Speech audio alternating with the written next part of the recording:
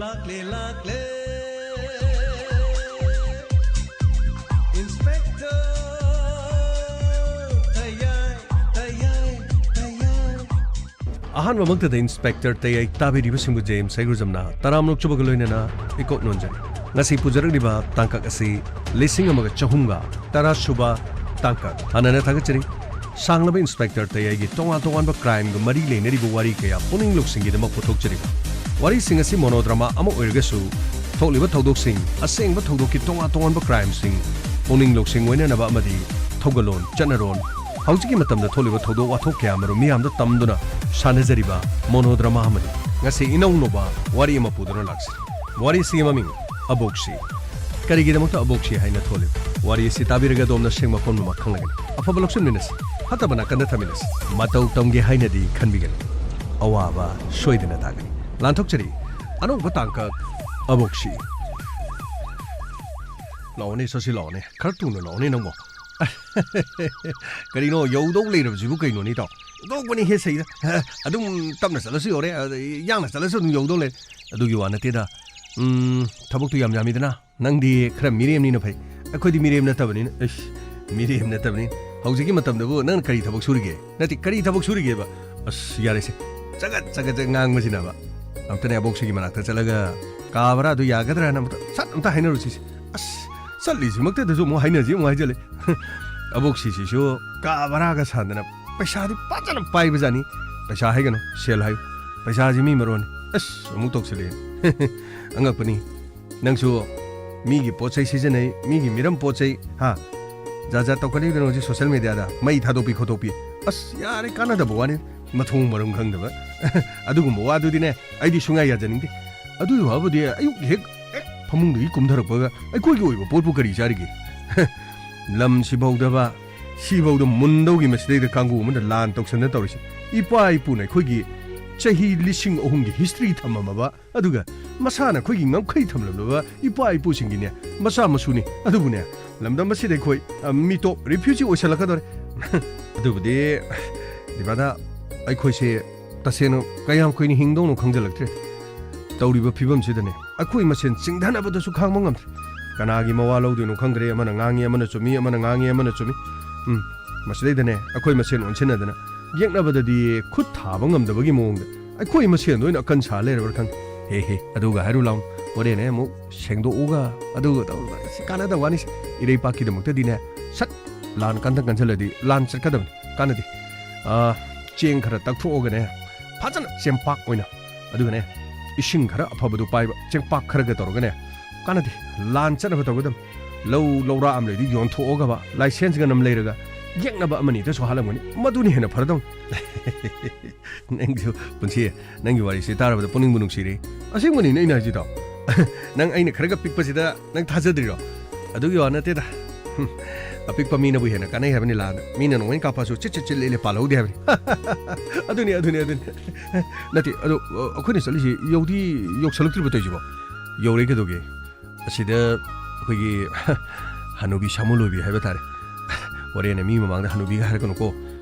ꯑꯕꯣꯛꯁꯤꯅ ꯐꯖꯅꯅꯦ ꯋꯥꯈꯜ ꯇꯥꯅ ꯐꯖꯅ ꯍꯥꯏꯔꯛꯀꯗꯕꯅꯤ ꯑꯕꯣꯛꯁꯤ ꯍꯥꯏꯁꯤꯕꯨ ꯀꯔꯤ ꯍꯥꯏꯅꯣ ꯑꯕꯣꯛꯁꯤ ꯍꯥꯏꯕꯗꯤ ꯅꯤꯡꯊꯦꯝꯆꯥ ꯃꯌꯨꯝꯒꯤ ꯃꯤꯅꯤ ꯑꯗꯨꯅꯅꯤ ꯑꯗꯨ ꯑꯕꯣꯛꯁꯤꯗꯤ ꯃꯥꯅ ꯁꯦꯜ ꯑꯁꯨꯛ ꯌꯥꯝꯅ ꯄꯥꯏꯔꯤꯁꯤꯕꯨ ꯅꯤꯡꯊꯧꯒꯤ ꯃꯆꯥ ꯃꯁꯨ ꯑꯣꯏꯕꯒꯤ ꯑꯗꯨꯗꯤ ꯑꯩꯁꯨ ꯈꯪꯗꯦ ꯑꯗꯨꯕꯨ ꯑꯕꯣꯛꯁꯤꯗ ꯍꯥꯏꯅꯗꯗꯤ ꯌꯥꯗꯕꯅꯤ ꯃꯥꯒꯤ ꯃꯐꯝꯗꯨꯗ ꯑꯩꯈꯣꯏ ꯏꯅꯦꯒꯤ ꯃꯆꯥ ꯑꯃ ꯊꯝꯁꯦꯅ ꯍꯥꯏꯕ ꯑꯗꯨꯒꯤꯅꯤ ꯏꯅꯦꯒꯤ ꯃꯆꯥꯗꯨꯗꯤ ꯈꯔ ꯂꯥꯞꯅ ꯈꯨꯡꯒꯪꯗꯒꯤꯅꯤ ꯂꯥꯛꯑꯣ ꯆꯪꯁꯦ ꯂꯥꯛꯑꯣ ꯇꯨ ꯑꯥꯗ ꯂꯩꯔꯦ ꯑꯕꯣꯛꯁꯤ ꯑꯕꯣꯛꯁꯤ ꯀꯩꯗꯧꯔꯦ ꯑꯉꯥꯡꯁꯥ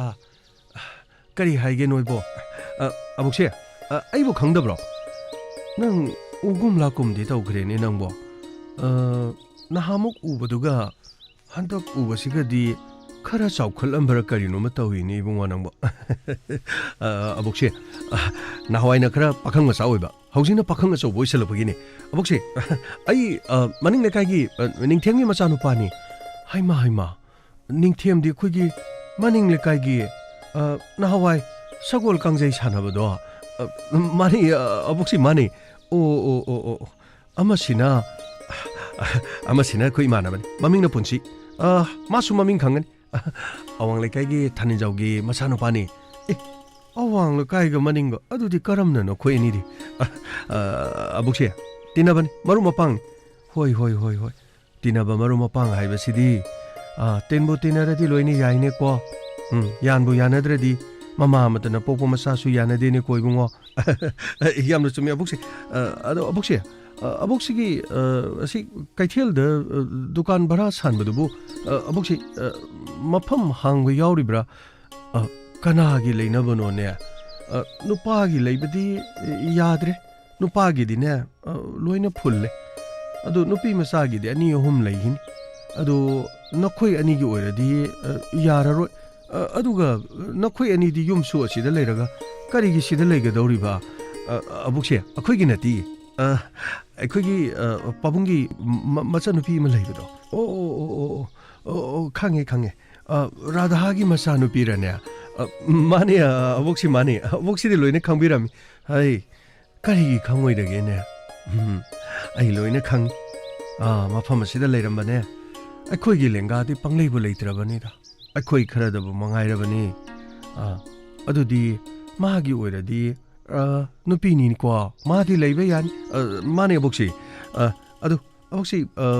ꯊꯥꯒꯤ ꯚꯔꯥꯕꯨ ꯍꯩ ꯊꯥꯒꯤ ꯚꯔꯥꯗꯤ ꯃꯤꯒꯤ ꯃꯑꯣꯡ ꯌꯦꯡꯉꯒ ꯑꯗꯨꯝ ꯂꯧꯕꯗꯨꯅꯤ ꯑꯩꯒꯤꯁꯦ ꯂꯧꯗꯕꯁꯨ ꯑꯗꯨꯝ ꯌꯥꯎꯔꯤꯕꯅꯤ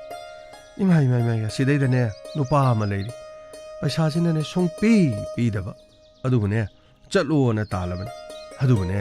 ꯃꯃꯥꯏꯁꯤ ꯏꯀꯥꯏ ꯈꯪꯗꯦ ꯑꯗꯨꯝ ꯂꯩꯁꯜꯂꯒ ꯍꯌꯦꯡ ꯈꯔ ꯍꯥꯏ ꯍꯪꯆꯤꯠ ꯈꯔ ꯍꯥꯏ ꯃꯁꯦꯝ ꯈꯔ ꯍꯥꯏ ꯃꯃꯥꯏꯕꯨꯅꯦ ꯎꯊꯣꯡꯅ ꯏꯀꯥꯏꯕ ꯈꯪꯈꯤꯗ꯭ꯔꯦꯅꯦ ꯇꯧꯔꯤꯁꯤ ꯏꯕꯨꯡꯉꯣ ꯍꯧꯖꯤꯛꯀꯤ ꯃꯇꯝꯗ ꯃꯤꯅ ꯃꯃꯥꯏ ꯏꯀꯥꯏ ꯈꯪꯗ꯭ꯔꯗꯤ ꯍꯤꯗꯥꯛ ꯂꯩꯇꯦ ꯍꯥꯏꯕꯗꯨꯅꯤꯅꯦ ꯏꯕꯨꯡꯉꯣ ꯑꯕꯨꯛꯁꯤ ꯑꯩꯈꯣꯏꯒꯤꯗꯤ ꯑꯗꯨꯝ ꯆꯥꯡ ꯅꯥꯏꯅ ꯁꯦꯜ ꯑꯗꯨꯝ ꯄꯤꯔꯛꯀꯅꯤ ꯏꯅꯦꯅ ꯄꯤꯔꯛꯇ꯭ꯔꯒꯁꯨ ꯑꯩꯈꯣꯏ ꯄꯥꯕꯨꯡꯅ ꯑꯗꯨꯝ ꯄꯤꯅꯤ ꯍꯥꯏ ꯑꯗꯨꯒꯤ ꯅꯠꯇꯦ ꯑꯩꯅ ꯁꯦꯜ ꯄꯥꯝꯕꯒꯤ ꯅꯠꯇꯦꯅꯦ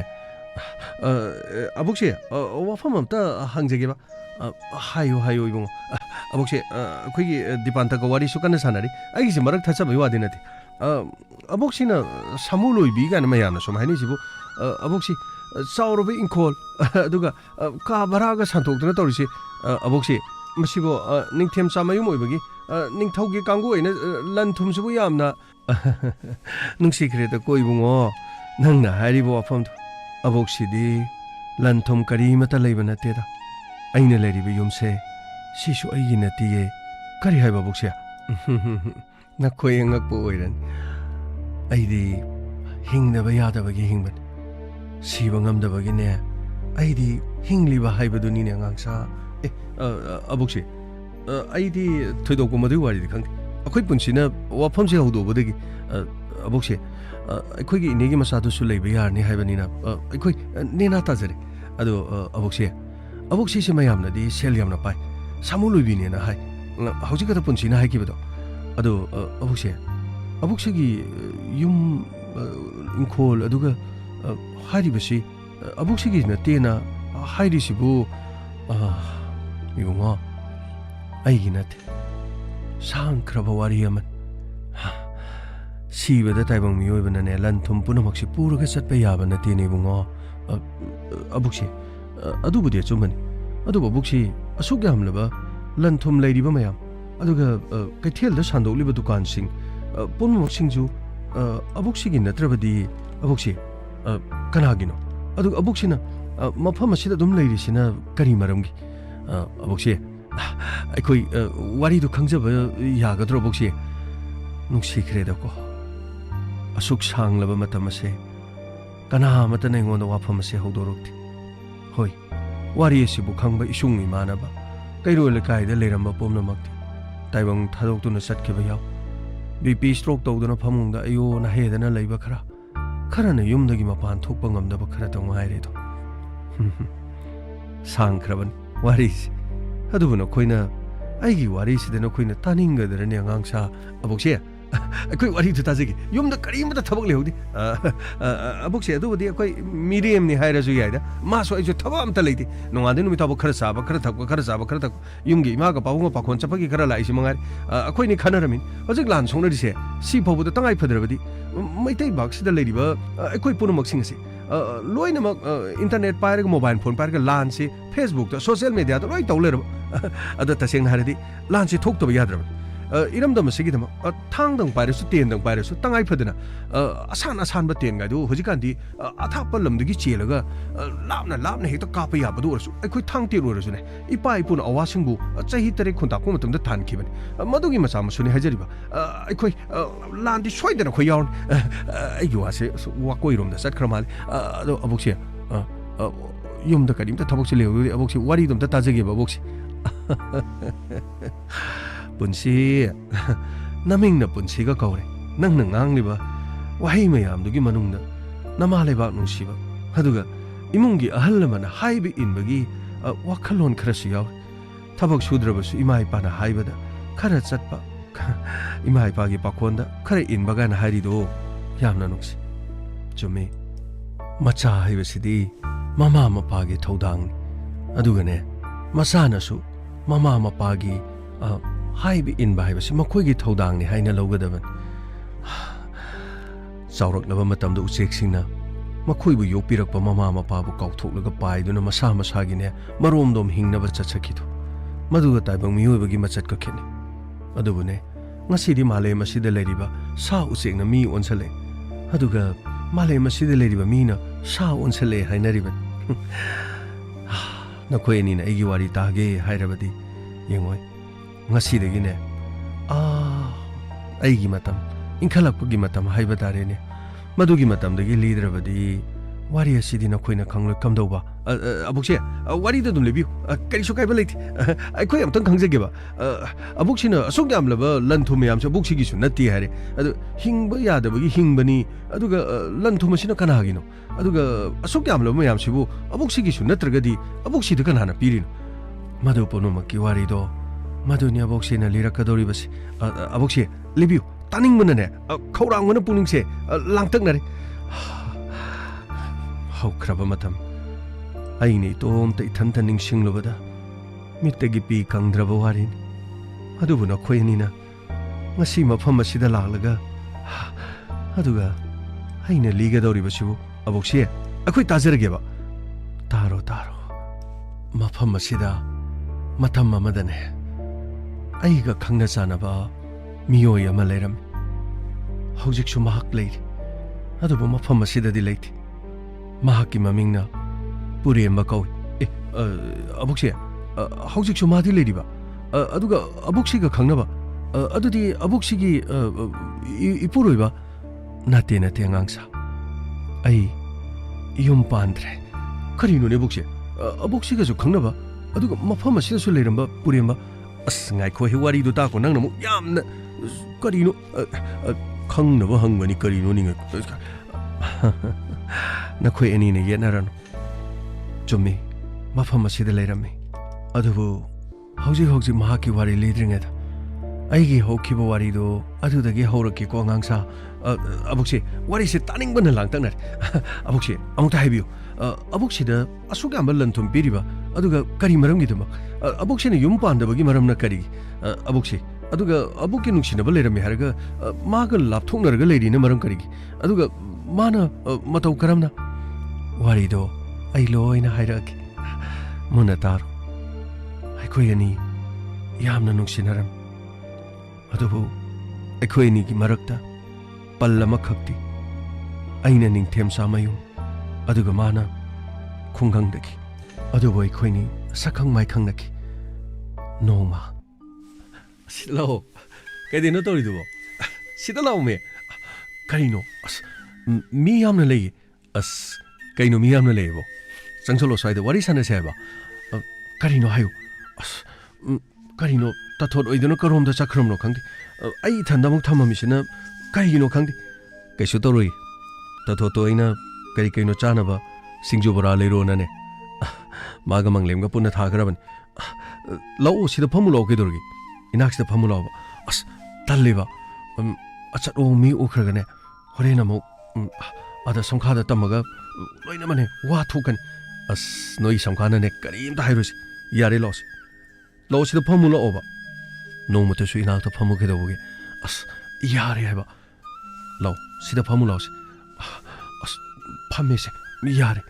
ꯀꯔꯤꯅꯣ ꯍꯥꯏꯗꯧꯕ ꯍꯥꯏꯔꯣ ꯁꯠ ꯍꯥꯏꯔꯣ ꯑꯩꯕꯨ ꯀꯔꯤꯃꯠꯇ ꯅꯨꯡꯁꯤꯗꯕ꯭ꯔꯣ ꯑꯁ ꯅꯨꯡꯁꯤꯕꯒꯤ ꯅꯠꯇ꯭ꯔꯣ ꯂꯥꯛꯏꯁꯤꯕꯣ ꯀꯔꯤꯅꯣ ꯈꯪꯗꯦ ꯁꯝꯈꯥꯅꯗꯤ ꯌꯨꯝꯗꯒꯤꯅꯦ ꯃꯄꯥꯟ ꯊꯣꯟꯒꯅꯣꯅ ꯏꯃꯥꯁꯤ ꯍꯣꯏꯗ ꯀꯩꯗ ꯂꯣꯏꯅ ꯍꯥꯏꯕꯅꯤ ꯑꯗꯣ ꯌꯥꯗꯕꯒꯤꯅꯦ ꯑꯩꯁꯨ ꯇꯥꯊꯣꯠꯅꯅꯦ ꯀꯔꯤꯅꯣ ꯄꯪꯍꯥꯏꯗ ꯍꯥꯏꯖꯟꯕꯗꯒꯤ ꯑꯩꯁꯨ ꯂꯥꯛꯏꯅꯦꯕ ꯑꯗꯨ ꯑꯣꯏꯔꯒ ꯆꯠꯂꯒꯦ ꯍꯥꯏꯕ꯭ꯔꯣ ꯏꯁ ꯀꯔꯤꯒꯤ ꯂꯥꯛꯑꯣꯅ ꯑꯃꯨꯛ ꯂꯥꯛꯑꯒ ꯆꯠꯂꯣ ꯍꯥꯏꯔꯣ ꯍꯥꯏꯁꯤꯕꯣ ꯑꯗꯨꯒꯤ ꯋꯥ ꯅꯠꯇꯦꯗ ꯀꯅꯥꯅ ꯈꯪꯅꯤ ꯍꯣꯔꯦꯟ ꯑꯃꯨꯛ ꯄꯥꯎ ꯃꯊꯪ ꯌꯧꯈ꯭ꯔꯒ ꯁꯝꯈꯥꯅ ꯑꯃꯨꯛ ꯌꯨꯝꯗ ꯑꯃꯨꯛ ꯆꯪꯍꯟꯗ꯭ꯔꯕꯗꯤ ꯀꯝꯗꯧꯕ ꯆꯪꯍꯟꯗ꯭ꯔꯒꯅ ꯀꯧꯕ ꯇꯥꯔꯦꯗꯅ ꯂꯧꯕ ꯂꯥꯛꯑꯣꯅ ꯀꯅꯥꯗ ꯍꯥꯏꯗꯣꯏꯕ ꯃꯔꯤ ꯂꯩꯅꯕ ꯃꯤꯗ ꯃꯔꯤ ꯂꯩꯅꯕ ꯃꯤꯗꯤ ꯑꯇꯣꯞꯄꯁꯨ ꯂꯩꯕ꯭ꯔꯣ ꯑꯗꯨꯗꯤ ꯃꯁꯥꯅ ꯈꯪꯉꯝꯒꯅꯤ ꯀꯅꯥꯅ ꯈꯪꯗꯣꯏꯕ ꯅꯪꯒꯤꯁꯦ ꯑꯩꯉꯣꯟꯗ ꯁꯥꯟꯅꯔꯤꯔꯣ ꯑꯩꯕꯨ ꯂꯛꯅꯔꯤꯔꯣ ꯂꯛꯅꯕ ꯅꯠꯇꯤꯌꯦ ꯑꯣꯏꯅꯕꯅꯦ ꯅꯪꯉꯣꯟꯗ ꯑꯣꯏꯅꯗꯅ ꯀꯅꯥꯗ ꯑꯣꯏꯅꯧ ꯍꯥꯏꯅꯣ ꯇꯨ ꯑꯥꯗ ꯂꯥꯛꯂꯤꯕ ꯕꯥꯔꯨꯅꯤ ꯈꯨꯔꯨꯝꯕꯒꯤ ꯆꯠꯂꯤꯕꯁꯤꯡ ꯑꯁꯦ ꯁꯤꯗꯒꯤ ꯃꯁꯛ ꯐꯖꯕ ꯑꯃꯗ ꯆꯪꯁꯜꯂꯒ ꯄꯨꯝꯅꯃꯛ ꯑꯣꯏꯅꯔꯁꯨ ꯍꯥꯏꯔꯣ ꯏꯁ ꯇꯥꯅꯤꯡꯗꯦꯀꯣ ꯈꯣꯏꯗꯧ ꯁꯥꯎꯒꯠꯂꯛꯇꯅꯅꯦ ꯑꯩꯁꯨ ꯀꯩꯗꯧꯗꯣꯔꯤꯕ ꯃꯍꯨꯠ ꯑꯃ ꯂꯩꯕ꯭ꯔꯣ ꯁꯨꯝ ꯈꯣꯏꯗꯧ ꯁꯥꯎꯅꯕ ꯁꯨꯝ ꯋꯥ ꯁꯨꯝ ꯉꯥꯡꯉꯦ ꯅꯪꯒꯤ ꯇꯥꯊꯣꯠ ꯑꯗꯨ ꯀꯗꯥꯏ ꯆꯠꯈ꯭ꯔꯖꯥꯠꯅꯣ ꯑꯩ ꯆꯠꯈꯤꯅꯤꯀꯣ ꯉꯁꯤ ꯃꯥ ꯂꯥꯛꯑꯒ ꯉꯁꯤ ꯌꯥꯔꯦ ꯐꯥꯒꯤ ꯇꯧꯕꯅꯤ ꯐꯥꯒꯤ ꯇꯧꯕꯁꯨ ꯌꯥꯗꯕ꯭ꯔꯣ ꯐꯥꯒꯤꯒ ꯑꯗꯨꯃꯥꯏꯅ ꯇꯧꯅꯕ꯭ꯔꯣ ꯉꯁꯤꯕ ꯅꯨꯃꯤꯠꯁꯤꯗ ꯁꯨꯃꯥꯏꯅ ꯐꯥꯒꯤ ꯇꯧꯅꯕ꯭ꯔꯣ ꯌꯥꯔꯦꯁꯦ ꯉꯁꯤꯗꯤ ꯑꯩꯅ ꯍꯥꯏꯕꯗꯒꯤ ꯂꯥꯛꯄꯤꯕ ꯑꯗꯨꯒꯤꯗꯃꯛꯇ ꯌꯥꯝ ꯅꯨꯡꯉꯥꯏ ꯑꯗꯣ ꯅꯨꯡꯁꯤꯕꯒꯤ ꯊꯃꯣꯏꯁꯤꯗꯅꯦ ꯇꯅꯤꯛꯄ ꯑꯗꯨꯒ ꯀꯤꯕ ꯑꯃꯁꯨ ꯌꯥꯎꯕ ꯀꯔꯤꯒꯤ ꯀꯤꯔꯤꯕ ꯅꯔꯤꯜ ꯂꯩꯔꯗꯤ ꯀꯤꯐꯝ ꯊꯣꯛꯇꯦ ꯅꯔꯤꯜꯗꯣ ꯂꯩꯌꯣ ꯊꯧꯅꯥꯗꯣ ꯂꯩꯌꯣ ꯅꯪꯒꯤꯗꯃꯛꯇ ꯁꯤꯕꯤꯒꯦ ꯑꯗꯨꯝ ꯂꯦꯞꯄꯤꯒꯦ ꯑꯗꯨꯒꯤꯗꯤ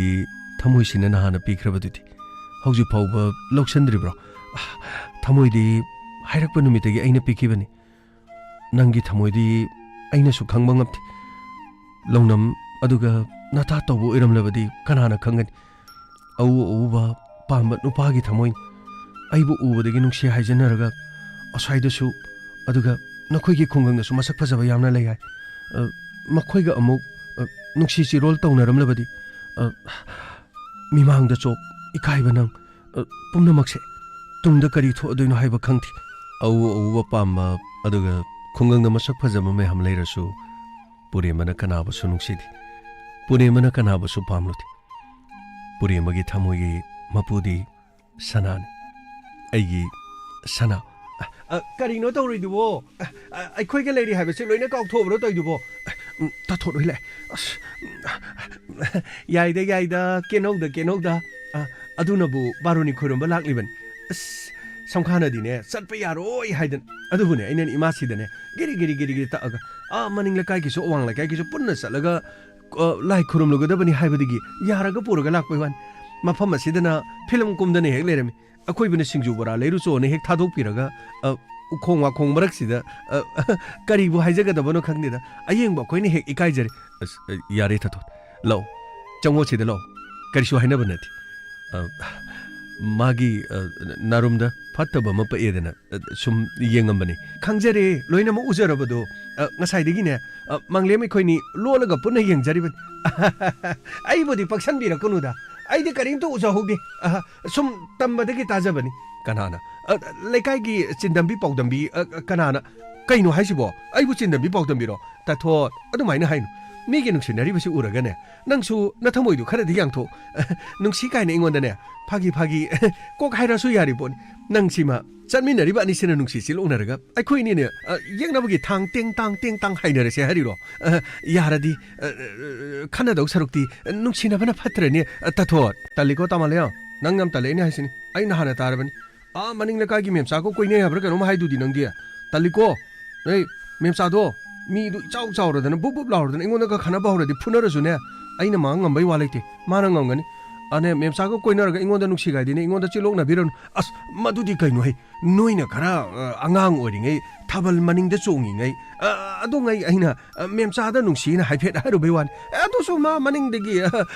ꯀꯣꯏꯅꯕ ꯑꯃ ꯂꯩꯔꯝꯃꯦꯅ ꯇꯧꯕꯗ ꯑꯗꯨꯝ ꯇꯣꯛꯈ꯭ꯔꯕ ꯋꯥꯅꯤꯗ ꯀꯩꯗꯧꯒꯦ ꯅꯣꯏꯅ ꯑꯉꯥꯡ ꯑꯣꯏꯔꯤꯉꯩꯗ ꯑꯗꯨꯉꯩ ꯈꯤꯇꯪ ꯅꯨꯡꯁꯤ ꯍꯥꯏꯔꯨꯕꯩ ꯋꯥꯅꯤ ꯍꯧꯖꯤꯛ ꯅꯣꯏ ꯆꯥꯎꯁꯜꯂꯦ ꯂꯩꯁꯥꯕꯤ ꯐꯥꯖꯜꯂꯦ ꯅꯠꯇꯦ ꯐꯖꯈ꯭ꯔꯕ ꯁꯛꯇꯝ ꯅꯨꯡꯁꯤꯈ꯭ꯔꯕ ꯃꯥꯏꯊꯣꯡ ꯑꯗꯨꯕꯨ ꯀꯅꯥꯗ ꯁꯤꯟꯅꯈꯤꯗꯣꯏꯅꯣꯅꯦ ꯌꯥꯔꯒꯗꯤ ꯅꯨꯡꯁꯤ ꯆꯤꯂꯣꯡꯅꯁꯤ ꯀꯩꯗꯧꯕꯒꯦ ꯈꯟꯅ ꯆꯩꯅꯕ ꯁꯥꯎꯅꯕ ꯀꯔꯤ ꯀꯥꯟꯅꯅꯤ ꯌꯥꯔꯦ ꯃꯦꯝꯆꯥꯏ ꯋꯥꯔꯤꯗꯣ ꯇꯣꯛꯑꯣ ꯀꯩꯗꯧꯔꯒꯦ ꯑꯣꯟꯊꯣꯛꯄ ꯋꯥꯅꯤ ꯀꯗꯥꯏꯗꯒꯤ ꯀꯅꯥꯅ ꯇꯝꯖꯟꯗꯅ ꯀꯅꯥꯅꯕꯨ ꯍꯥꯏꯗꯅ ꯂꯧꯔꯤꯅꯣ ꯈꯪꯗꯦ ꯏꯃꯥ ꯏꯕꯦꯝꯃ ꯄꯥꯎ ꯑꯁꯤ ꯅꯨꯄꯤꯁꯤꯅ ꯐꯪꯕ ꯄꯥꯎꯁꯤ ꯂꯣꯏꯅ ꯏꯟꯐꯣꯔꯃꯦꯁꯟꯁꯤ ꯅꯨꯡꯁꯤꯗꯦ ꯄꯥꯝꯗꯦꯗꯤ ꯍꯥꯏ ꯑꯗꯨꯒ ꯄꯥꯎꯗꯤ ꯌꯦꯡꯉꯨꯅꯦ ꯂꯣꯏꯅ ꯈꯪꯗꯅꯦ ꯇꯧ ꯂꯩꯔꯝꯁꯦ ꯏꯇꯥꯎ ꯌꯦꯡꯉꯨꯅꯦ ꯄꯥꯎꯗꯤ ꯌꯦꯡꯉꯨꯅꯦ ꯇꯥꯃꯜꯂꯦ ꯀꯔꯤ ꯍꯥꯏꯕ ꯀꯔꯤ ꯍꯥꯏꯕꯅꯣꯕ ꯀꯔꯤꯁꯨ ꯍꯥꯏꯗꯤ ꯀꯩꯗꯧꯔꯒꯦ ꯇꯊꯣ ꯅꯨꯡꯁꯤꯔꯕ ꯇꯕꯥꯔꯕ ꯆꯤꯝꯕꯥꯟꯗꯨꯗꯒꯤ ꯊꯣꯛꯂꯛꯂꯤꯕ ꯋꯥꯍꯩꯗꯨꯕꯨ ꯊꯣꯠ ꯂꯥꯎꯕ ꯀꯥꯞꯊꯣꯛꯄꯤꯔꯛꯎ ꯀꯩꯗꯧꯕꯒꯦ ꯌꯥꯛ ꯂꯥꯎꯕ ꯀꯔꯤꯅꯣ ꯀꯔꯤꯅꯣ ꯑꯔꯖꯨꯟꯒꯤ ꯇꯦꯟ ꯈꯨꯀꯥꯞꯇꯒꯤ ꯊꯣꯛꯂꯛꯄ ꯇꯦꯟꯖꯩꯒꯤ ꯃꯈꯣꯟꯗꯨ ꯃꯉꯥꯏꯔꯦ ꯈꯔ ꯀꯔꯤꯅꯣ ꯊꯣꯠꯅ ꯃꯦꯅ ꯉꯥꯡꯕꯤꯕꯗ ꯀꯔꯤꯁꯨ ꯍꯥꯏꯖꯔꯣ ꯍꯥꯏꯔꯤꯕꯁꯦ ꯀꯥꯟꯅꯗꯕ ꯋꯥꯅꯤꯁꯦ ꯄꯨꯗꯨꯅ ꯂꯥꯛꯆꯔꯕꯁꯦ ꯑꯝꯇ ꯆꯥꯃꯤꯟꯅꯁꯤ ꯁꯤꯡꯖꯨꯒ ꯑꯝꯇ ꯆꯥꯃꯤꯟꯅꯁꯤ ꯄꯥꯐꯣꯔꯒ ꯂꯣꯏ ꯌꯥꯎꯔꯦꯁꯦ ꯑꯝꯇ ꯂꯥꯛꯑꯣꯁꯦ ꯂꯥꯛꯑꯣ ꯁꯤ ꯆꯥꯔꯁꯤ ꯁꯅꯥ ꯁꯤꯡꯖꯨꯒ ꯀꯩꯅꯣꯁꯦ ꯑꯝꯇ ꯇꯣꯠꯄꯤꯔꯔꯣ ꯐꯖꯕ ꯈꯨꯠꯁꯥꯗꯨꯅꯅꯦ ꯑꯩꯈꯣꯏꯒꯤ ꯈꯨꯠꯁꯤꯅ ꯇꯣꯠꯄꯗꯤ ꯈꯔ ꯅꯨꯡꯉꯥꯏꯔꯔꯣꯏ ꯇꯊꯣꯠ ꯀꯔꯤꯃꯇ ꯀꯥꯏꯗꯦ ꯇꯣꯠꯄꯗꯣ ꯅꯨꯄꯤꯅ ꯇꯣꯠꯂꯒ ꯈꯔ ꯐꯅꯦꯅ ꯇꯧꯕꯩ ꯋꯥꯅꯤ ꯌꯥꯅꯤꯌꯦ ꯑꯩꯈꯣꯏꯁꯨꯅꯦ ꯃꯇꯝ ꯂꯥꯛꯈꯤꯅꯤ ꯁꯨꯃꯥꯏꯅ ꯇꯧꯔꯁꯤ ꯇꯊꯣꯠ ꯇꯪꯈꯥꯏ ꯈꯥꯏꯗꯣ ꯇꯪꯈꯥꯏ ꯑꯃꯅꯅꯦ ꯁꯅꯥꯅ ꯇꯣꯠꯂꯒ ꯄꯨꯔꯦꯝꯕꯕꯨ ꯄꯤꯖꯔꯁꯅꯨ ꯑꯗꯨꯒ ꯇꯪꯈꯥꯏ ꯑꯃꯅ ꯑꯩꯈꯣꯏ ꯇꯊꯣꯠꯅ ꯇꯣꯠꯄꯤꯔꯣ ꯑꯗꯨꯒ ꯇꯥꯃꯪꯂꯦꯝꯒ ꯄꯨꯟꯅ ꯆꯥꯃꯤꯟꯅꯔꯁꯤ ꯀꯩꯗꯧꯒꯦ ꯅꯨꯡꯁꯤꯕꯤ ꯀꯔꯤꯅꯣꯅꯦ ꯍꯩ ꯀꯔꯤ ꯃꯐꯝ ꯑꯁꯤꯗ ꯃꯈꯣꯏꯗꯤ ꯌꯥꯝꯅ ꯅꯨꯡꯉꯥꯏꯅ ꯂꯩꯔꯤꯕꯖꯥꯠꯅꯤ ꯑꯩꯅ ꯆꯤꯡꯅꯕꯅꯤ ꯈꯨꯡꯒꯪ ꯃꯆꯥ ꯆꯥꯎꯈꯠꯇꯕꯁꯤꯒ ꯃꯥꯒ ꯁꯣꯏꯗꯅ ꯄꯨꯜꯂꯝꯒꯅꯤ ꯈꯜꯂꯝꯕꯗꯨ ꯃꯐꯝ ꯑꯁꯤꯗ ꯂꯩꯔꯝꯃꯤꯅꯤ ꯐꯩ ꯈꯪꯉꯤꯗꯅ ꯁꯝꯈꯥꯗ ꯄꯥꯎ ꯄꯨꯝꯅꯃꯛ ꯇꯝꯒꯅꯤ ꯅꯪ ꯈꯪꯉꯤꯗꯅ ꯅꯪ ꯀꯔꯤ ꯍꯥꯏꯕ ꯑꯩꯅ ꯆꯠꯈꯤꯕ ꯌꯥꯔꯣꯏꯅ ꯅꯉꯣꯟꯗ ꯍꯥꯏꯕ ꯅꯠꯇ꯭ꯔꯣ ꯑꯗꯨꯒ ꯅꯪꯅ ꯅꯆꯥꯅꯨꯄꯤꯕꯨ ꯀꯔꯤꯒꯤ ꯕꯥꯔꯨꯅꯤ ꯈꯨꯔꯨꯝꯕꯒꯤꯗꯃꯛꯇ ꯊꯥꯒꯗꯧꯔꯤꯕ ꯑꯩꯅ ꯅꯉꯣꯟꯗ ꯀꯔꯤ ꯍꯥꯏꯒꯦ ꯁꯝꯈꯥ ꯇꯉꯥꯏ ꯐꯗꯕꯒꯤ ꯇꯥꯊꯣꯛꯈꯣꯏ ꯀꯩꯔꯣꯜ ꯂꯩꯀꯥꯏꯒꯤ ꯑꯉꯥꯡ ꯃꯌꯥꯝ ꯌꯥꯎꯕꯗꯨꯗ ꯑꯩ ꯃꯁꯤ ꯄꯨꯝꯅꯃꯛ ꯊꯣꯛꯀꯅꯤ ꯈꯪꯕꯗꯒꯤꯅꯤꯅꯦ ꯑꯩꯅ ꯌꯨꯝꯗꯒꯤ ꯃꯄꯥꯟ ꯊꯣꯛꯍꯟꯕ ꯌꯥꯔꯣꯏ ꯍꯥꯏꯔꯤꯕꯁꯦ ꯀꯔꯤ ꯊꯣꯛꯑꯦ ꯁꯤ ꯐꯖꯔꯤꯕ꯭ꯔꯥ ꯁꯤ ꯐꯖꯔꯤꯕ꯭ꯔꯣ ꯁꯝꯈꯥ ꯃꯤꯅ ꯇꯧꯅꯗꯕ ꯊꯕꯛꯁꯨ ꯅꯠꯇꯦ ꯅꯆꯥꯅꯨꯄꯤꯁꯨ ꯂꯩꯁꯥꯕꯤ ꯐꯥꯖꯤꯜꯂꯦ ꯃꯥꯕꯨ ꯁꯨꯝ ꯁꯦꯟꯅꯗꯨꯅ ꯑꯉꯥꯡ ꯃꯆꯥꯒꯨꯝ ꯊꯝꯕꯗꯤ ꯑꯩ ꯏꯊꯟꯇꯅꯁꯨ ꯑꯩ ꯇꯨꯃꯤꯟ ꯑꯩꯒꯤ ꯊꯛꯇꯁꯨ ꯈꯨꯝꯖꯕ ꯁꯥꯏ ꯑꯩꯅ ꯍꯥꯏꯔꯕꯗꯤ ꯏꯟꯒꯗꯕꯅꯤ ꯉꯝꯗ꯭ꯔꯒꯅ ꯑꯩꯉꯣꯟꯗ ꯉꯝꯗꯦ ꯍꯥꯏꯒꯗꯕꯅꯤ ꯅꯪꯅ ꯁꯦꯟꯅꯗ꯭ꯔꯕꯁꯨ ꯑꯩꯅ ꯃꯤ ꯊꯥꯗꯣꯛꯀꯅꯤ ꯂꯥꯏꯔꯕ ꯆꯨꯗꯠꯅꯕ ꯈꯨꯡꯒꯪ ꯃꯆꯥꯗꯨꯒ ꯃꯐꯝ ꯑꯗꯨꯗ ꯆꯤꯡꯒꯤ ꯅꯥꯄꯣꯝ ꯑꯗꯨꯗ ꯕꯣꯕꯣꯅ ꯑꯩꯉꯣꯟꯗ ꯄꯥꯎ ꯄꯨꯝꯅꯃꯛ ꯇꯝꯂꯕꯅꯤ ꯑꯩ ꯄꯥꯎ ꯑꯁꯤ ꯍꯦꯛ ꯇꯥꯕꯒ ꯃꯐꯝ ꯑꯁꯤꯗ ꯂꯥꯛꯂꯤꯕꯁꯤ ꯅꯆꯥꯅꯨꯄꯤꯗꯣ ꯌꯨꯝ ꯑꯁꯤꯗ ꯆꯪꯂꯛꯈꯤꯁꯅꯨ ꯉꯁꯤꯗꯒꯤ ꯃꯍꯥꯛ ꯑꯃꯨꯛ ꯍꯟꯅ ꯃꯄꯥꯟ ꯊꯣꯛꯂꯣꯏ ꯌꯨꯝ ꯑꯁꯤꯗ ꯑꯩꯅ ꯊꯣꯡ ꯂꯣꯟꯁꯤꯟꯗꯨꯅ ꯊꯝꯂꯒ ꯃꯄꯥꯟꯒꯤ ꯑꯉꯥꯟꯕ ꯄꯨꯝꯅꯃꯛ ꯅꯨꯡꯁꯤꯠ ꯅꯨꯡꯁꯥ ꯃꯇ ꯐꯪꯍꯜꯂꯣꯏ ꯁꯝꯈꯥ ꯊꯣꯛꯈ꯭ꯔꯦꯅꯤ ꯇꯧꯔꯤꯁꯤ ꯀꯔꯤꯅꯣ ꯇꯧꯗꯣꯔꯤꯁꯤ ꯂꯥꯛꯇ꯭ꯔꯤꯕ ꯖꯥꯠꯂꯅꯤ ꯃꯗꯨꯅ ꯃꯔꯣꯜ ꯑꯃ ꯇꯧꯔꯤꯁꯤ ꯕꯣꯕꯣꯟ ꯁꯝꯈꯥ ꯃꯈꯣꯏ ꯀꯅꯥꯅꯣ ꯇꯊꯣꯠꯁꯨ ꯌꯥꯎꯏ ꯑꯗꯨꯒ ꯃꯤꯅꯥꯏ ꯃꯆꯥ ꯃꯪꯂꯦꯝ ꯍꯥꯏꯕ꯭ꯔꯥ ꯀꯩꯅꯣ ꯑꯗꯨꯒ ꯈꯨꯡꯒꯪꯗꯒꯤ ꯆꯤꯡꯈꯣꯡ ꯆꯤꯡꯌꯥꯗ ꯍꯧꯔꯛꯄ ꯃꯃꯤꯡ ꯒꯥꯏꯗꯤ ꯃꯣꯏꯔꯥꯡ ꯀꯪꯂꯩꯔꯣꯟꯗ ꯌꯥꯎꯕ ꯋꯥꯔꯤꯒꯤ ꯃꯑꯣꯡꯗ ꯄꯨꯔꯦꯝꯕ ꯒꯥꯏꯅ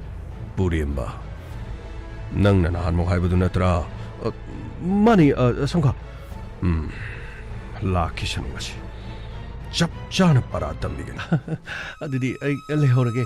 ꯑꯃꯨꯛꯇ ꯉꯥꯏꯈꯣ ꯇꯥꯊꯣꯠ ꯁꯝꯈꯥ ꯑꯩ ꯅꯪꯁꯨ ꯉꯥꯏꯈꯣ ꯁꯝꯈꯥ ꯑꯩꯅ ꯇꯥꯔꯤꯕ ꯄꯥꯎꯁꯤ ꯆꯨꯝꯕ꯭ꯔꯥ ꯀꯔꯤ ꯄꯥꯎ ꯑꯩ ꯈꯨꯡꯒꯪꯗꯒꯤ ꯂꯥꯛꯄ ꯃꯪꯂꯦꯝ ꯍꯥꯏꯕꯗꯨꯒ ꯄꯨꯔꯦꯝꯕ ꯍꯥꯏꯕꯗꯨꯒ ꯅꯈꯣꯏ ꯕꯥꯔꯨꯅꯤ ꯈꯨꯔꯨꯝꯕꯗ ꯆꯠꯃꯤꯟꯅꯩ ꯍꯥꯏꯕꯁꯤ ꯆꯨꯝꯕ꯭ꯔꯣ ꯁꯝꯈꯥ ꯁꯨꯝ ꯆꯤꯡꯗ ꯊꯦꯡꯅꯕꯅꯤ ꯑꯩꯈꯣꯏꯒ ꯄꯨꯟꯅ ꯆꯠꯃꯤꯟꯅꯕꯗꯤ ꯅꯠꯇꯦ ꯅꯆꯤꯟ ꯊꯤꯒꯅꯨꯅꯦ ꯍꯩ ꯃꯁꯤꯁꯨ ꯑꯣꯏꯗ ꯄꯥꯗꯕ ꯉꯥꯡꯉꯤꯅꯦ ꯅꯈꯣꯏ ꯍꯔꯣꯏꯗꯧꯔꯤꯅꯦꯀꯣ ꯅꯁꯥꯒꯤ ꯁ꯭ꯇꯦꯇꯁ ꯌꯦꯡꯗꯕ नखोइगा कनागा पुनगनी नखोइगा कनागा तिनगनी हाइब नखोइ खंगदब्रो अइने नखोइदा कयारगन हाइक्रेदना ngasidigidi नखोइ yom masida नखोइ अमुक हन पुनबसे यार संखा 아인 하리비스 낭 송아시데 코디 상컨 अदुगा इशानो पिछनो खोदि संगलो नखोइ पुनमा आइगी माउना बाइगी मिक्सा थिननबा नखोइ सेनबं गातने चलो चलो चलो संखा चलो 낭 करि गेंगतुनरे 정 이몽대 상어 그야 되는 거야 마시르기디 싱콩징야데 호록파 이나이 마사드가디 뿔러로이다나 뭐본 송가 nga시르기 거리구마 건강하게 라고 싱어도 슈아이다 거이샤이 샤이브 다르바 핵 앵원의 ጳ오 비르카다 파니 송가 스웨덴의 ጳ오 비저렇게 야래 낭 추사키 베야 파니 송가 짜사루키 송가 이타 아이 ጳ오 먹고 요리니 더 이슈 다리 망래 거리 낭 까다이기 아이슈 다토나 ጳ오 칠라파니 용덕이 마판 토한드레 하리 까리노 모인 칼리도 뭐 나티 까리노 하이버 아독 양 그러블레 박스기 레샤파 컹마 양 뿌노 바로니 코노바 로이네 랑네 로이네 잣나리 나티 아이 코이네 까리야 까이부터 오르르기 마도 깔락 빠이 하우바미 쇼이드는 레는 거니 마메 나바미 쇼이드는 레는 거니 하우즈기 마탐제 미시 오토노 받게더라 바이메 나티 까나까나는 오리자노미 람비디가 텍나라바디 아목당 목나 사나르가 하이타르그네 망리엠 남통 남마디 하이루르가 우치 토이다바 로정 로야 마차 건강 마차 하이바 봄나막 보본기 플랜 오랑거리 보본기 마하키 미디eng 마하키 원강 상황 아이나 찍나바 야말레 아이코이나 노밋 아두다쇼 징콩도 보본 탱나르미데나 호이니 아코이나 바로니 고메 할로거다 마 징콩도 마니 아두디 집 아마다 토르가 마코이 메얌 라키베도 마니 마코이 오키베니나 쇼이드나 마키 파우 담보이랑거 아두보 사나하다 아이기 숑랑기다막다 소이드는 미와 따름라디 юмдagi 마판 토한드레 해봐 따토르기 와팜세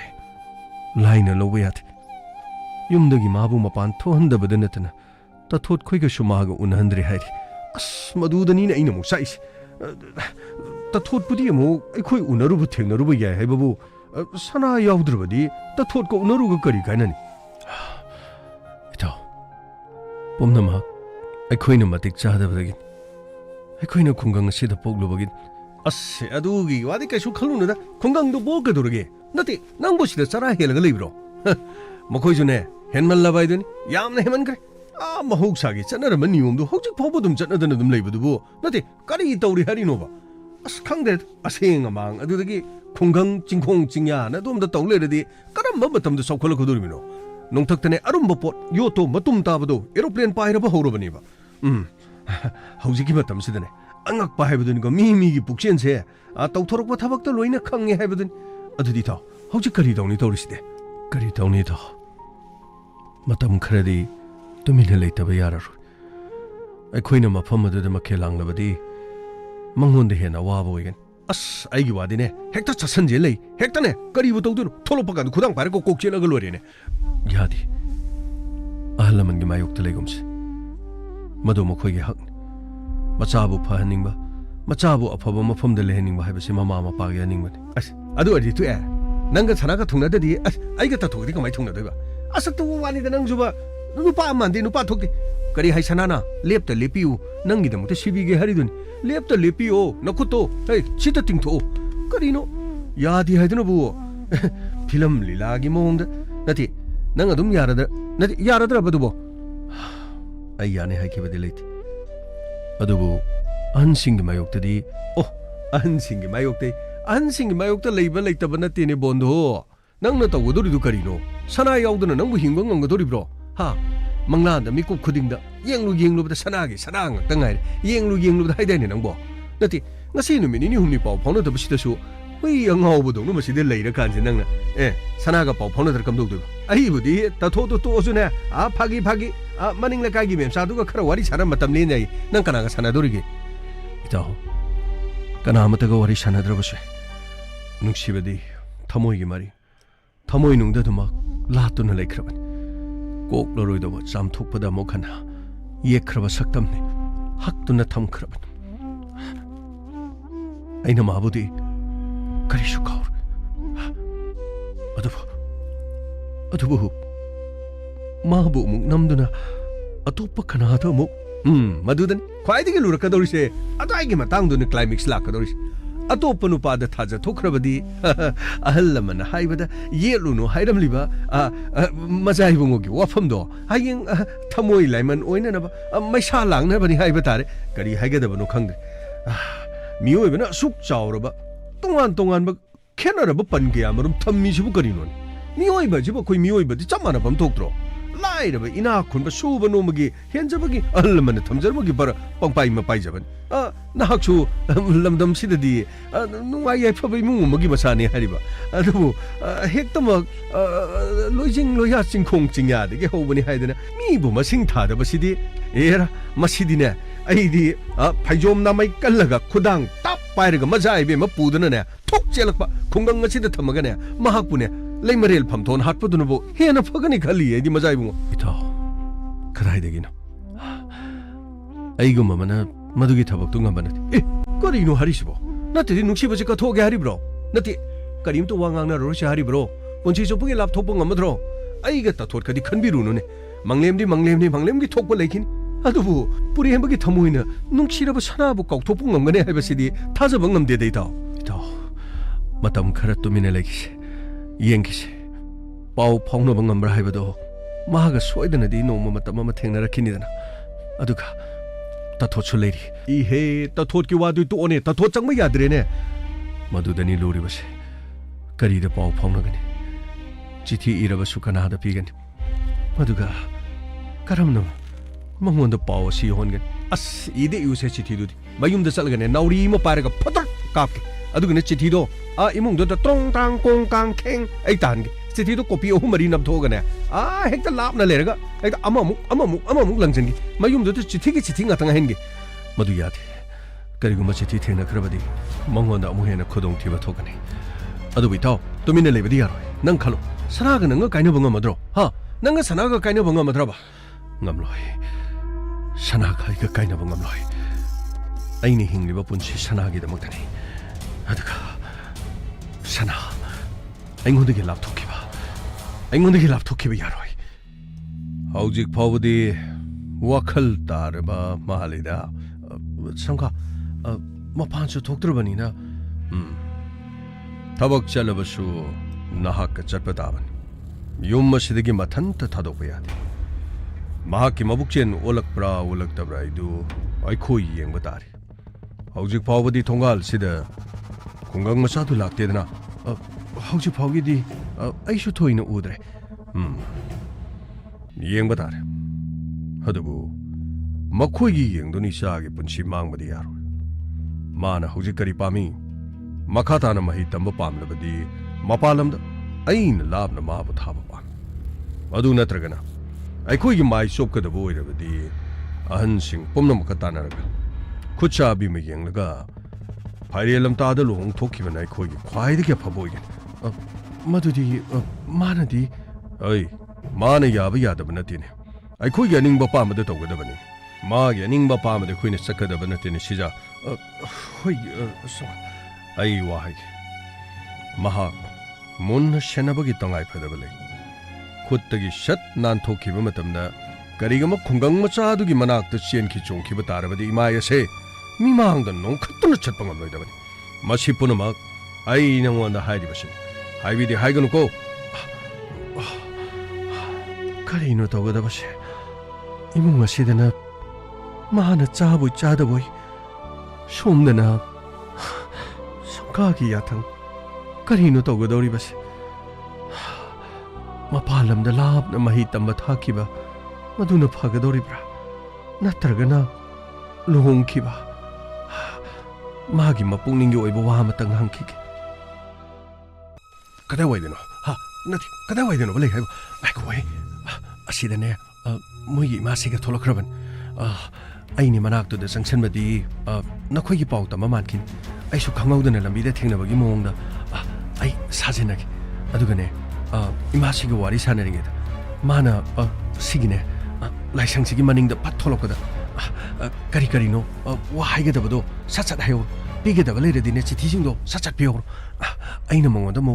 चिठी पिबदो नुंगाइरोइबा यानी इखोइ सिगी मरुमसिदा लेखि अदुगा नंगने इंगिना मा तौरगा यानी इमासिगने एगने ngakhtang wari sanariŋeda yaragadi ai somna mandir manungda lai khurumagi ai pusan ma yabra ingeba ingito yare ta tho ado ta tho nang amu kauni ko ai amu kauni matang sida muk tamang lemchi mathong jagi dri ma simi ji kari nu khangdi masi ma hanchak ngachak eng mala dana mam ine na hangui tongchang eng mala ga tawri jong as ta tho kari nu nang ngangi do yare mi ge thabak chan ngai khoi ta hoi ma mo yaudre ni na tawbani ni ngaiko मखुई मासी मनाक चंजंग्री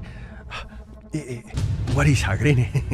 ताथोर से हाइदी हाइबा जानी को मसे मसे film की director को ओइगदो mini से तौरी सुंगने वारी सागरेने लै पोलांग से पारेगा ओ असोमदा लाइसंगोमदा चंजंग्री लाई सना कदाइनो फिर चेतो से आइकी सिटी से पैसलो यारे से पैसलो कुइबे यारोइ सिदा लेपे यारोइ बा इमासिन ai muk thirakani ai चिठीदो अदु पारगा पाउदु कोन फाउनरसि चलो ngaiko किनोम तायो कि यारे बा इमासिगा ताथोरका सानरिसि कुइबे यारोइ बा सोइदन म उरदि अमुकने वायामनारनि ai नंगिदमक हिंगनि नंगिदमक अदुगा आइबु थादोकुन को छना खांगे आई चंगुकी करिनुने मोइ ममा थोलिने को येंग मु येंग तु अस मोइगी मासी सिजु कोरो मामिसि ओलगा मचा लेतब ओ चेंजंगरि इस येंग सो मोइ मासी जु मामिसि कोरो ओल सोनि येंग सो लेसलोने सोंदा लेसलोने चक्रबा चंगरे मनुंगदा चंगरे खजिक्तंग आइदा ओ नखोइदि मफमसिदा किदौरिबा कना ओ बोबोन नंदी अखोइना लेबा मफमदा अदुमक लेरमिना नखोइगी मफमदा अइना लेबा नतिनि अइगी फमदा नखोइना लेबनिने बोबोन कानादबोन नंगने खोइदा करकर यिंगसलगा करि कानादोरि नंगसु नुपान नरि लेरबदि नंगसु सनागे थमोइबु पुदुने चटप ngamna होनो मदुदि मतमना छोइदना पुरक मदुदा नंगना करिसु वाफम थोकते बोबोन ममीदे खोकसाबा अदुगा ओइरोइदोबा मंगबा अदुगने हंचक ngachak सादना मीगे पुनसिदे येतननबो होनरिदुबो अदुना करि नुआइबा फंगे खंगे तोबुबो नंगना असोगामना हंचक ngachak सारिजिबो नते करिनो इताउजे पोफम लानब्रा नुमित सोइब्रा अदुगा करिनो इताउगे पुनसिजिना मासोक यामनि येचनिंगि जिना करिनो हे नुपा म ओइरगे नुपा मानदबा हेबा तारेनेको ओइ करिनो नंग आंगिरा करिनो नंग आंगिदबो मिनाइ मसा हे मिनाइ मसा गाइने आइना मिनाइ मसा ओरेदि नंगे मपु मसारो हा मपु मसा हे नंगने अखोइसु नुंगाइ याइफबा मिनिना खनमगु अखोइसु नुंगाइ याइफबा मचानि खन हिंजरिबन नथि बोंबोक चानिंगाइ लेतबा लाइर चुदनब खुंगंग मचा कई थांगबन खोइनसु आइगे लंबा पाबसा शाबास फज्जै कयम फजग्रबा वाहि दुबौति शेतली हे अखोइ सराइ हेलेदि कना हारिबा ओइ खुंगंदगी पुथोरप फौ मयामदुनि ने नखोइने साजरिबदो हा नखोइगे कोनुंगदा फौ लेब्रो नखोइगे कोनुंगदा फौ थाब्रो ओइ अखोइ मयामना थाबो फौ मयामदुनि जारिदो साबदि खोइने थाबदु सारगा ओइ मिनाइ मचा हौ मिनाइ मचा अखोइ दिना अदुगुम्बो वाहिदुदि अमुक्ता बुंगांग नथे नुंगाइ याइफबा नखोइगे स्वाइसिदगा अदुगुम्बो लोन सिजनरमबसिदि कानादिरा चछि मागो ओनसनगमसे स्वाइदे खना चेनब थौलबदि स्वाइदना ममाना पाउ ताकिनि लो सनादा खुदों थेब थोकने नंग मतंग चाबद नंग बुबो नंग मतंग चाबद नंग ए मंगलेम नंग खंगे हरिबचे नोमदि नंग आइगी खुद नंग ओ केदौदिनो नरिल लेरगा लाउने आदा अखोइगिने सानाबुंगदुदा मुंगना सानासे मुंगना अखोइसुने लेकाय अमगिने मुंगना जत्रा मंगले मुंगना जत्रा ताव पारगा नंगदि खुरो अमुक लरगा थाबा मतमदो होय नमा नपा शिव पुनमक उनी है करी मीनाय मचा इमाय पाशिव गाना नंग खंगिदना लो चसिलो मनाउनु लो चसि इटाव सिनि पासे मंगक पार थुदे कदमनि उसे थोइदबा लो हाइबने चसिलो खंगिदना नखोइना मफम असिरे ngasi लेरमनेबा आइना लेमना तोलoi सोइदन के इन संखात चलग पाउ तमने अदुका आई कनानो हाइबे खंगनगने नको यंगसी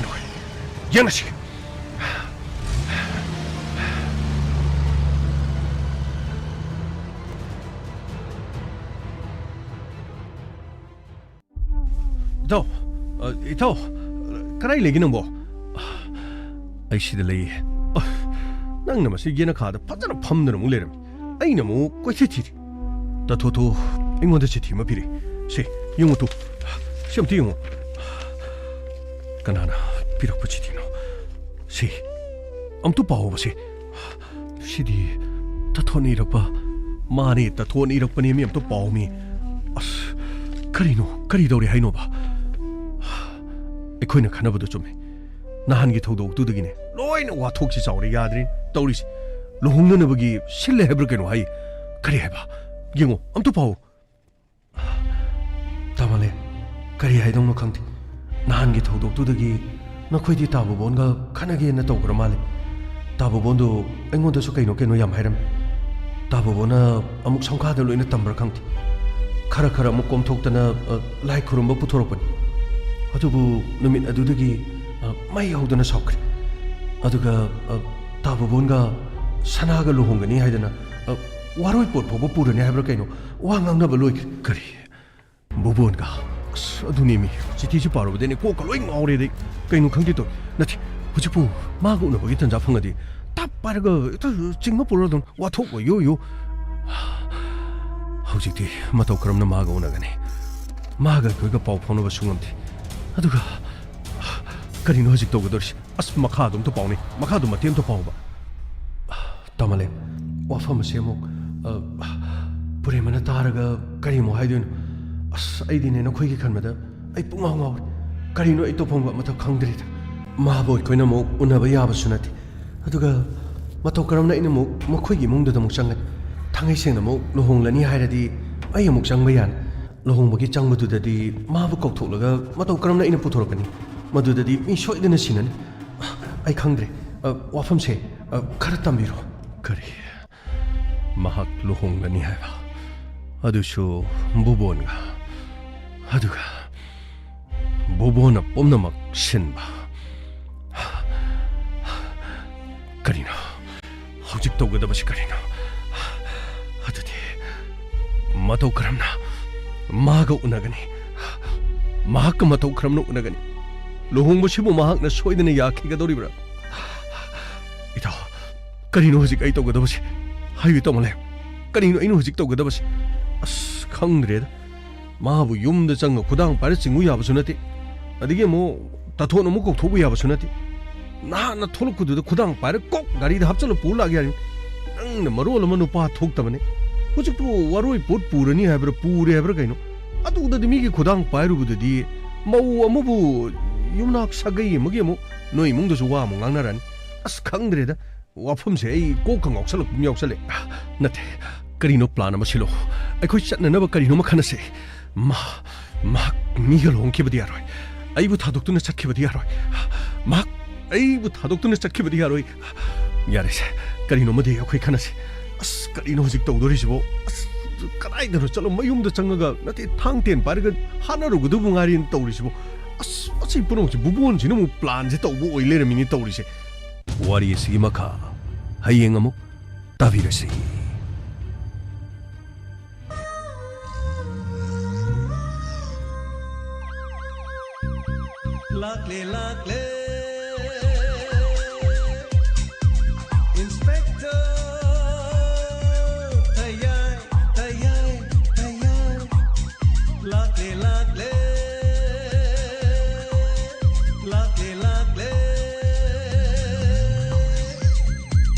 Inspector Tayang Uthanaba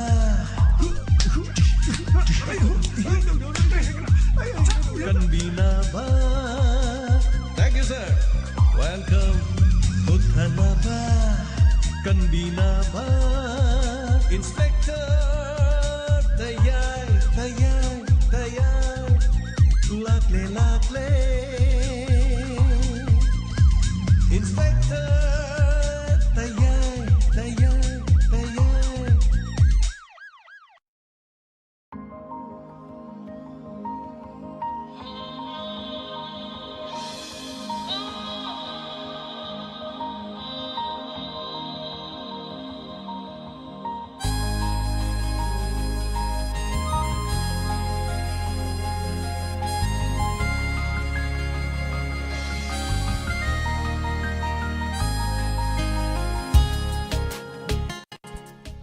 Hanana tagachari ngasigi Inspector Tayagi anauba wari anauba paringda aboksi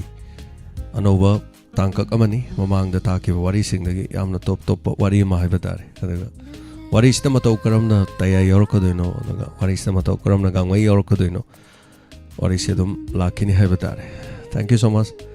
Wari siyamna flashback kona hanjalaga sanaba wari amada kona wari amuk plus torkodo wari haitare. Anyway, amna top wari makhalamani aduga may amna support to you hana thagachari tabiri basing sandok chari ba thorom 90.0 megahertz sandok chari ba wahong radio loina Diamond TV gi thorom ni tabiri basing asigi comment section na comment pibirak pa mani khaktang ten tak na pajage asi comment pirak pa mi si amde adu thagachari hana Lumaga tabi basing busu hanana thagachari pomnamak radio da tabi basing su asigi Tayagi wari fazai takpirak pa indu oinam thagachari aduga konsam bemala thagachari matum langlembi thagachari oza Jayanta Kumar thagachari asigi wari picture hall the cinema yengmaga manai thagachari yamna nungsiba wari amne haitare asigi wari paring sa flashback koraga su haitare. Thank you so much thagachari. Madam Lalita, thank you so much. Siwari paring yano fazai manglem saba male tapere. Thank you so much. Aduga wari fawadi yano fazai na tapiro za Jayanta. Mandai langbom thagachari. Imamani tombi same thagachari. Beke wang thagachari aboksi one yamna nungai aduga bobo namadi manglem gi character yamna interest oi. Yes. Thagachari. Imam mema thagachari yam top pawari mani haibatai. Namnungaizai aduga Madam Binodini thagachari anauba wari aboksi wahai wata sing yana fazai amkai leitan meet the picture masagalaga sanai haitare. Aduga thank you so much ngasigi torom de yawi basing aduga warangkuno Helen thagachari asigi wari episode anauba wari fazai tangkak sena takpirakpa. Thank you so much sangna loik hayang mutamina se Premjit khangema wari se thainagi wari oidorira tabada angakpa fauri na takpire. Yes thainagi wari plus anau wari haitare plus ni lakadois yamina se wari se aboksi na haina aboksi gi wari naitom leiba ahan oirabi nupi makha aduga maran mathom de ham leiba aduga mana leiba se naitom de leiba haibatare aduga wari se adum ngaglak kini haitare hojikta haido odi phajaro dongni aduna tabi gi se wari se aduna anauba ariba wari se da kamaina ngamai yorokdoino Tayai kamai yorokdoino adumai dang kochi ma kochara thamjarage. Thank you so much. Kunjeshwari oinam thagachari live jaujare makhangai jari tapire thagachari sanjaramam tombishana ibema ningthokong thagachari ngasigi aboksigi wari nungai na tapira ko thagachari Premjit. Thank you so much. Bimola Tokpam Taba Pango Dari okay single tabiu yam nungai obiba Renu Tojam thagachari aduga Bimola Konsham thagachari okay Sabir thagachari ngasigi tangkakta yobiba Sabir nomagi tangkakta sungsoi soidani yobiba haibata BK Wang special crime update wari di pek thana leire haitare Chandangai leire wari se pajana aduga ꯑꯩꯁꯦ ꯑꯃꯨꯛ ꯑꯦꯟꯇꯦꯅꯥ ꯑꯃꯨꯛ ꯁꯦꯝ ꯂꯩꯔꯦ ꯍꯥꯏꯇꯥꯔꯦ radio signal ꯑꯃꯨꯛ ꯁꯦꯝ ꯂꯩꯔꯦ ꯑꯗꯨ ꯃꯇꯝꯁꯦ ꯀꯣꯟꯅꯗ꯭ꯔꯦ ꯀꯩꯅꯣ ꯇꯧꯕꯒ ꯄꯨꯛꯅꯤꯡ ꯋꯥꯔꯣꯜ ꯍꯦꯛ ꯂꯣꯏꯕꯒ ꯅꯨꯃꯤꯠꯇ ꯍꯦꯛꯇ ꯇꯥꯕ ꯑꯗꯨꯅ ꯊꯕꯛ ꯑꯝꯇ ꯅꯪꯗꯕ ꯍꯥꯏꯇꯥꯔꯦ ꯀꯥꯂꯦꯟꯅ ꯈꯔ ꯊꯕꯛꯁꯦ ꯁꯥꯗꯤ ꯁꯥꯏ ꯍꯥꯏꯕꯕꯨ ꯈꯔ ꯅꯪꯉꯦ ꯋꯥꯔꯤꯁꯦ ꯁꯦꯝ ꯁꯥꯕꯁꯦ ꯍꯧꯖꯤꯛꯅ ꯅꯨꯃꯤꯠ ꯍꯦꯛ ꯊꯥꯈꯤꯕ ꯅꯨꯃꯤꯗꯥꯡ ꯑꯗꯩꯗꯤ ꯑꯃꯨꯛ ꯃꯊꯪ ꯑꯗꯨꯕꯨ ꯕꯤꯀꯦ ꯑꯩ ꯁꯣꯏꯗꯅ ꯀ꯭ꯔꯥꯏꯝ ꯋꯥꯔꯤ ꯇꯧꯔꯛꯅꯕ ꯑꯩ ꯁꯣꯏꯗꯅ ꯍꯣꯠꯅꯖꯒꯦ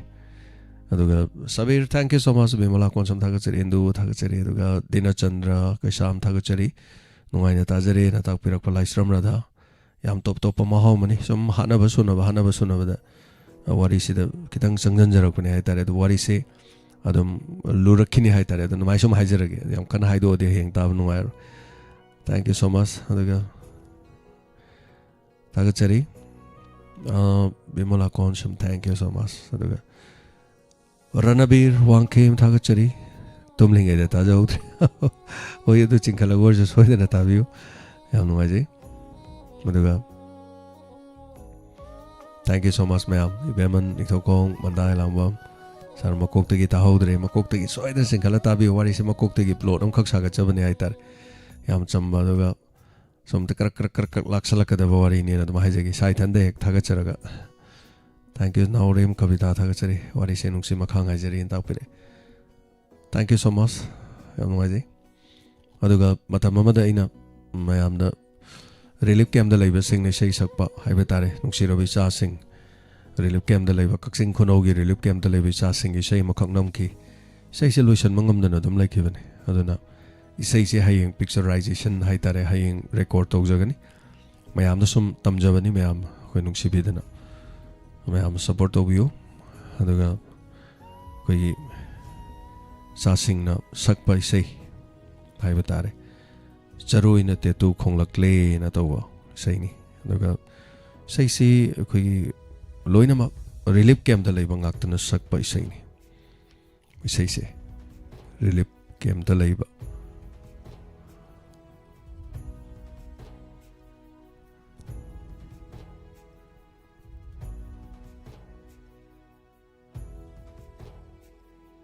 ꯊꯥꯒꯠꯆꯔꯤ ꯃꯌꯥꯝ ꯄꯨꯝꯅꯃꯛ ꯑꯗꯨꯅ ꯏꯁꯩꯁꯦ ꯍꯌꯦꯡ ꯅꯝꯖꯔꯒꯅꯤ ꯑꯩꯈꯣꯏꯒꯤ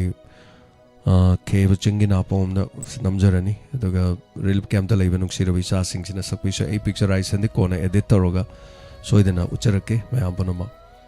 ꯑꯗꯨꯒ ꯅꯨꯡꯁꯤꯔꯕ ꯏꯆꯥꯁꯤꯡ ꯍꯥꯏꯕ ꯇꯥꯔꯦ ꯃꯌꯨꯝ ꯃꯀꯩ ꯂꯣꯏꯅ ꯃꯩ ꯊꯥꯗꯣꯛꯈ꯭ꯔꯕ ꯃꯌꯨꯝꯗ ꯂꯩꯕ ꯐꯪꯗ꯭ꯔꯕ ꯍꯥꯏꯕ ꯇꯥꯔꯦ ꯌꯥꯝ ꯁꯦꯡꯅ ꯊꯃꯣꯏ ꯀꯥꯏꯔꯕ ꯅꯨꯡꯁꯤꯔꯕ ꯏꯆꯥꯁꯤꯡ ꯃꯍꯩ ꯃꯁꯤꯡ ꯇꯝꯗꯅ ꯌꯨꯝꯗ ꯆꯦꯟꯗꯅ ꯆꯣꯡꯗꯅ ꯁꯥꯟꯅꯗꯅ ꯂꯩꯖꯒꯗꯕꯗꯨ ꯃꯌꯨꯝ ꯃꯩ ꯊꯥꯗꯣꯛꯄꯤꯕ ꯍꯥꯏꯕ ꯇꯥꯏ ꯑꯗꯨꯅ ꯃꯈꯣꯏꯅ ꯁꯛꯄ ꯏꯁꯩ ꯆꯔꯣꯏꯅ ꯇꯦꯇꯨ ꯈꯣꯡꯂꯛꯂꯦꯅ ꯇꯧꯕ ꯏꯁꯩ ꯑꯃ ꯏꯁꯩ ꯌꯥꯝꯅ ꯐꯖꯗꯕ ꯑꯉꯥꯡꯁꯤꯡ ꯏꯁꯩ ꯁꯛꯄ ꯁꯤꯡꯒꯔ ꯅꯠꯇꯦ ꯑꯗꯨꯕꯨ ꯃꯈꯣꯏ ꯔꯤꯂꯤꯐ ꯀꯦꯝꯞꯇ ꯂꯩꯕ ꯑꯉꯥꯡꯁꯤꯡꯅꯤ ꯔꯤꯂꯤꯐ ꯀꯦꯝꯞꯇ ꯂꯩꯔꯤꯕ ꯑꯉꯥꯡꯁꯤꯡꯁꯤꯅ ꯃꯈꯣꯏꯅ ꯃꯈꯣꯟ ꯊꯣꯛꯅ ꯁꯛꯆꯕ ꯏꯁꯩꯅꯤ ꯍꯥꯏꯕ ꯇꯥꯔꯦ ꯏꯁꯩꯁꯦ ꯈꯨꯗꯣꯜ ꯑꯃ ꯇꯝꯖꯒꯦ ꯃꯌꯥꯝ ꯉꯥꯏꯍꯥꯛꯇꯪ ꯇꯥꯃꯤꯟꯅꯁꯤ ꯉꯥꯏꯍꯥꯛꯇꯪ ꯌꯥꯎꯕꯤꯔꯤꯕ ꯔꯦꯗꯤꯑꯣꯗ ꯇꯥꯕꯤꯔꯤꯕꯁꯤꯡ ꯏꯁꯩꯁꯤ ꯅꯨꯡꯁꯤꯅ ꯍꯥꯏꯕ ꯇꯥꯔꯦ ꯑꯩꯈꯣꯏ ꯃꯌꯥꯝ ꯁꯞꯄꯣꯔꯠ ꯇꯧꯃꯤꯟꯅꯁꯤ ꯏꯁꯩꯁꯤꯁꯨ ꯃꯁꯇꯔ ꯁꯥꯕ ꯂꯣꯏꯗ꯭ꯔꯤ ꯁꯤꯗꯒꯤ ꯍꯌꯦꯡ ꯅꯝꯕ ꯂꯣꯏꯕ ꯀꯥꯟꯗ ꯃꯁꯇꯔ ꯁꯥꯔꯀꯥꯟꯗ ꯑꯃꯨꯛ ꯄꯨꯊꯣꯛꯆꯔꯛꯀꯗꯣꯔꯤ ꯈꯨꯗꯣꯜ ꯇꯝꯖꯒꯦ ꯔꯤꯂꯤꯐ ꯀꯦꯝꯞꯇ ꯀꯛꯆꯤꯡ ꯈꯨꯅꯧꯒꯤ ꯂꯩꯔꯤꯕꯁꯤꯡꯅ ꯁꯛꯄ ꯏꯁꯩꯅꯤ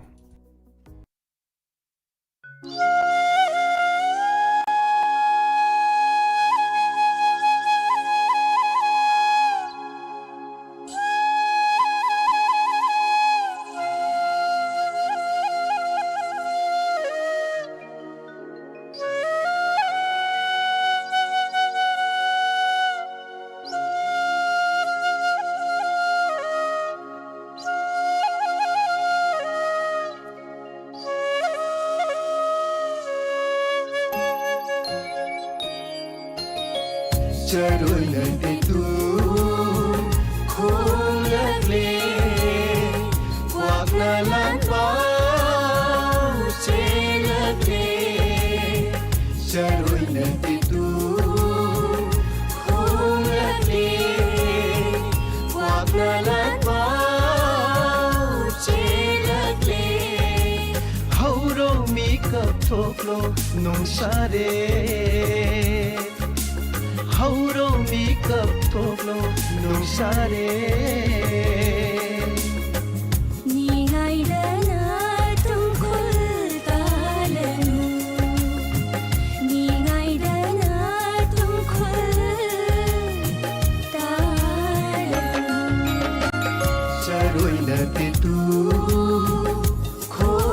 लगले खोंग लगले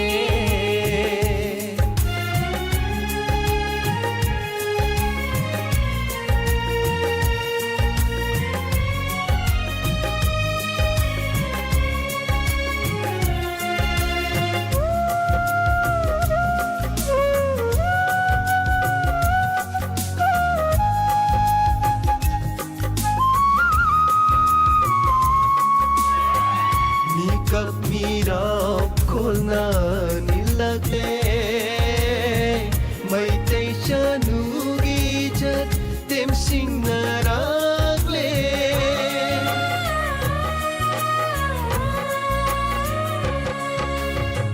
Mikap mirap kolna nilagde May tay siya nugijat temsing naragle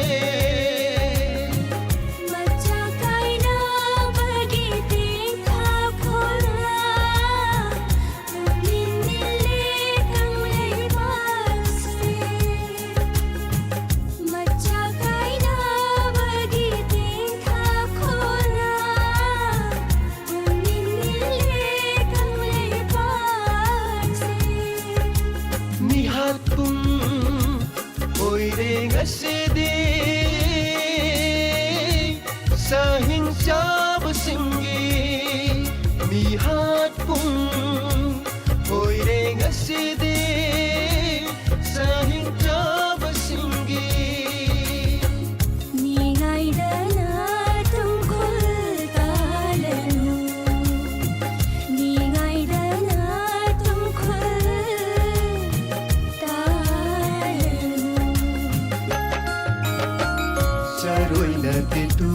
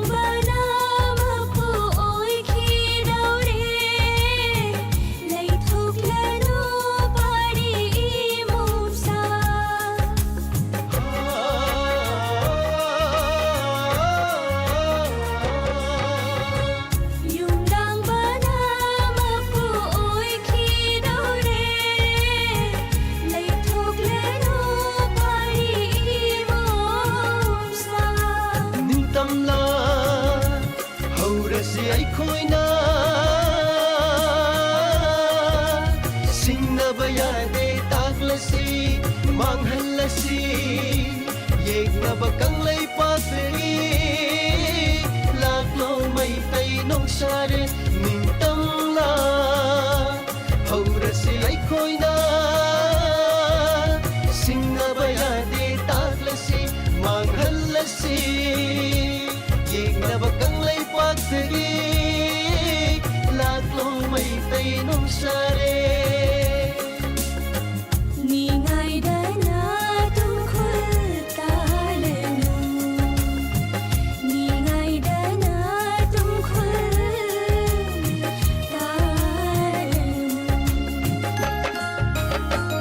Charoy na dito kung lagli Kwagalan pa siya lagli Charoy na dito kung lagli Kwagalan pa siya lagli Hauro mikap toklo nung sare Hauro mikap toklo nung sare Ningay dana tungkol talanu Ningay dana tungkol talanu Saroina titu Khong lagle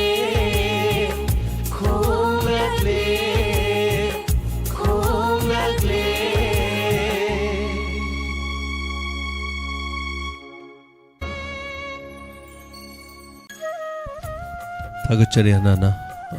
Saisak Libangang Sing Siloina Makaita Relief Camp the Loina Libangan Kaksing Konogi Angang Sing the Say Kashu Yamna Hizaba Gang Nati Haitare Tuga Ozaratan Kaksing Konodagi Shay Nomai Towi Ozaratan Angang Sing Si Sumaina Relief Camp the Lavasi Say Masumaina Namgena Kalena Hodoropa Haitarangon and Ozaratan Toksi the Makoilo in the Togagi studio, the Kaidana Toroki Diamond Studio, the Namani, say Seduga, says Master Sadri, Yamnuk Siridi, say make Shamnuk Shiba, Yumdang Banamapu, Kidori has a Mokogi Masamaki Mayumse, the Yaknavan Loksala Legramne, I don't know, Hogoloi Pari Imomsa, I don't know, Ningtamlan, Horasi, and Saksavite, and Mokogi, Tamoy the Gitolopa saying, but can only have it. I don't know. Thagachari say aina mo visualization haitare moiso koigi keba chinge koigi amata ngairaba haibata British pu kari haibata lan thengna kiba koigi ipai pu singi mafam moriba pauna gi sigi chingsida angang singsi makoi group lephalaga famalaga sei saga hai ai picturization namgani ai ayuk tagi namgani adaga namida wairam phawa namaga khoina angang singsi gi mai machin haitare lipsing jamuk chanan do aduga makoina saksabadu heter record amatang haitare aduna adumaina tawjagi mayamdasu wonjarake visual oina so haibatare yam fajaba film gumanati adubu relief camp da leri bangang singna thamoi sengna saksaba isengni haibatare. Thank you so much mayam support tobiu nungsibiu aduga makoina tawjabadu da koigi channel sigi de radio da dum tharani thaba hujare TV channel da dum thagani no mayam support tobiu aduga masagi mayum mai chaktuna lekraba ngasi phawa chahi ani Surukadoroba Power Tangdu Lata, the Vasing Sin, and Makoina Tomo de Tolo, Pigli Bangang sing my ample among Machadagina, Makang Machaka Parapa class 10 the Mogal, the Moima, pull up Amam Tony says his Halaga Matam Jangna Kuna Shemakman. 1, 2, 3 no pull up so Haraga, a son by saying that the Haitaris. The Yaris Kuna Puno Congentaris.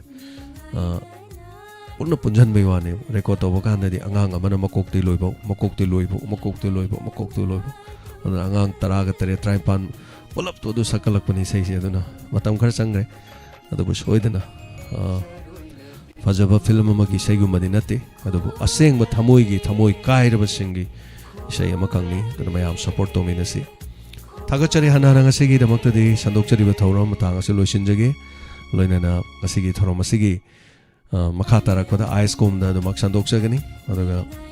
Ayuki Pongtaru Makai Tava Matamna, Adomadongi radio set Tabiu 90.0 Wahong radio, Loinena. Ascom the Makatana, the Motorum Sandoksaki. Hausiki the Mukta the radio, Tabi Rivasing YouTube, the Library Rivasing, the Hacking laptop Janavaya luxury. Imalebaki the Mahiminashi, Malebaki the Makleminashi, Mashi Tenari Baskum, take the Kaidan Hay, Tengaminashi, Masigi the Mukti, Ponamoko, Purumzeri, Yaifari. No sare Hauro makeup toklo no sare